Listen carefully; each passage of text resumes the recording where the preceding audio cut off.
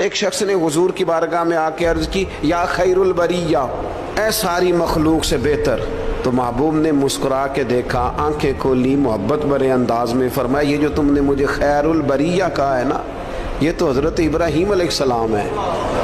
گویا حضور فرمانے لگے یہ لقب جناب ابراہیم کا ہے، خلیل اللہ انہی کا لقب ہے۔